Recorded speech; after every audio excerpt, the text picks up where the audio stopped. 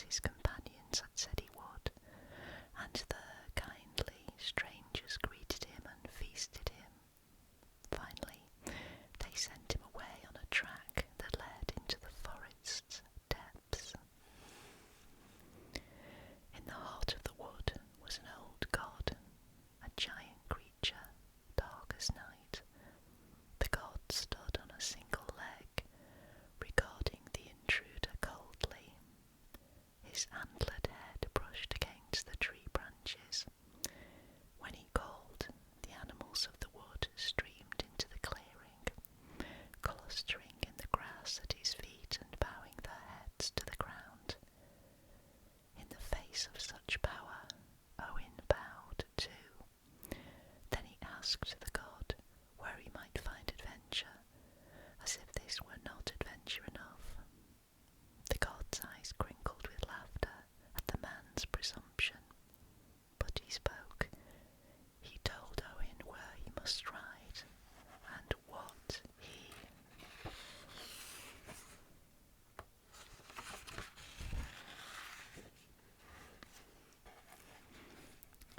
would find there, and Owain left him.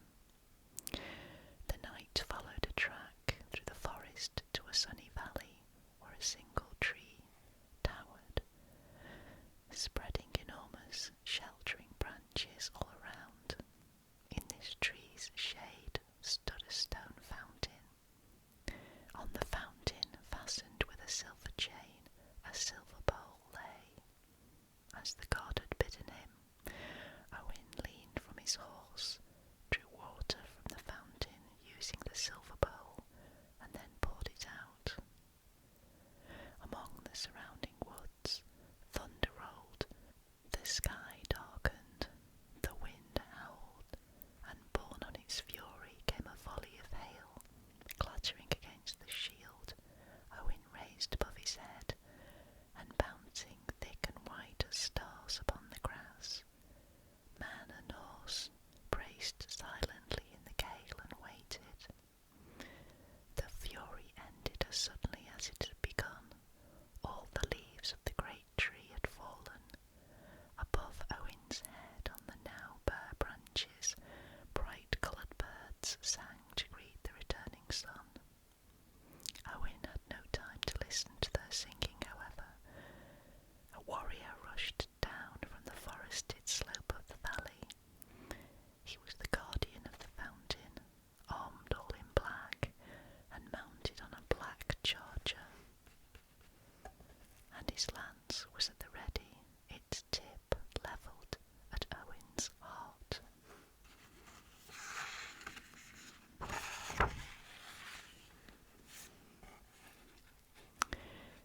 The young man had time only to swing his horse around and lower his own lance into position before his enemy was upon him.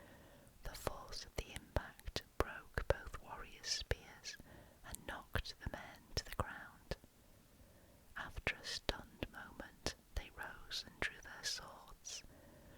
Back and forth under the bare branches of the tree they fought, wielding their broadswords with strong, skilled hands, grunting with each swing of the heavy blades and each impact of steel on shield leather or mail.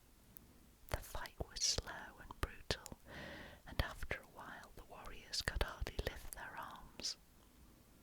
Owain was the victor in the end. He found an opening, and with a last mighty effort brought his blade down upon the Black Knight's helm. The metal cracked,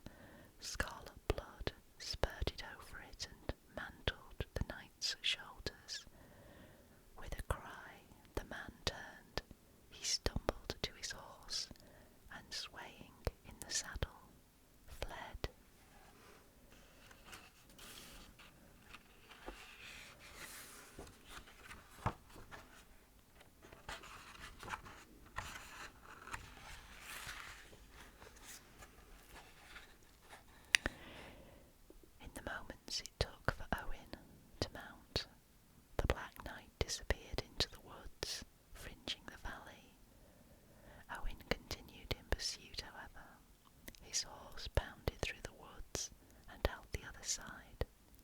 Ahead, the black horse, with its broken rider, raced across long water meadows, sending up flocks of startled fowl toward a walled and towered city that crowned a slope far in the distance.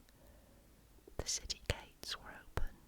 The Black Knight, with Owen now close behind, made for them. The knight gained the outer gate and disappeared through a second gate in the city's inner curtain wall. Owen galloped through the outer portal, but as he passed under the arch, the iron portcullises in both gates crashed to the ground. The spikes of the outer gates stabbed through his horse's back, and the animal crumpled, screaming. Owen rolled free. He was trapped in the narrow strip of land between the two sheer walls. On the far side of the inner gate, a road lined with houses and thronged with shouting people swept into the city. 100 hands reached up to ease the Black Knight from his horse. Owen leaned against the stones of the wall and stared through the bars. His gaze was returned from the other side. A woman stood within, a fair young maiden, robed in white.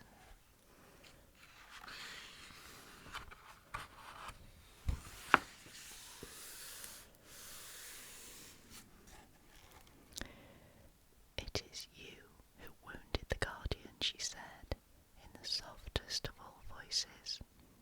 "I am the one," he replied. "If yon Black Knight is he, the people will turn on you in a moment. Take this ring now and hold it, so that the stone is turned into your hand. It will hide you from them. When they raise the gate, come to me where I stand on yonder horse block. Put your hand on my shoulder to tell me you are there, and I will lead you to refuge. Lady, why should you do this? The slayer of the Guardian becomes the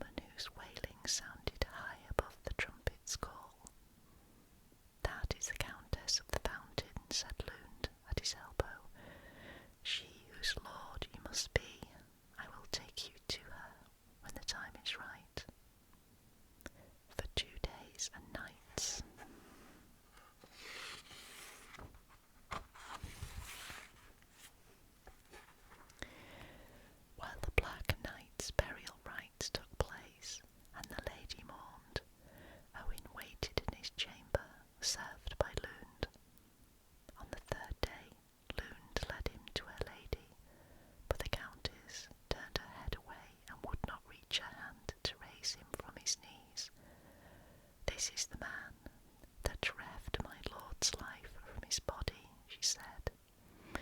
Owen glanced for direction at Lund. The maiden was unmoved by her mistress's words. "What harm is there in that?" she said. "He is a better knight than the guardian. Your old lord's time has passed. This is your new lord, the new guardian." And so it came to be. The Countess of the Fountain called her lords and barons together and told them that the new guardian had arrived, and they accepted Owen. Their safety depended on the safety of the fountain, and they therefore eagerly greeted its champion. For 3 years, Owen remained with the lady, protecting with spear and sword the fountain that held the secret of the land's health. In the words of the chroniclers, whatever knights came there, Owen would overthrow them and hold them to ransom for their full worth, and that wealth Owen distributed amongst his barons and knights, so that his dominions had not love for a man in the whole world greater than their love for him. He was guardian of the people and husband to the lady. His life was one of honour. Images of his own world, of Arthur the king, of Lancelot and Gawain, and his companions in arms, faded from his memory, but he was called to his own world again. A day came when Owen rode forth from the city in answer to the thunderclap that signalled intruders on the fountain ground. As his predecessor had, Owen galloped across the fields and through the forest into the valley where the fountain stood. A knight waited there for him. He unhorsed the man with ease, but this man was not alone. Within the precincts of the fountain was pitched a splendid camp, gay with silk and ablaze with banners. The wounded knight stumbled into this.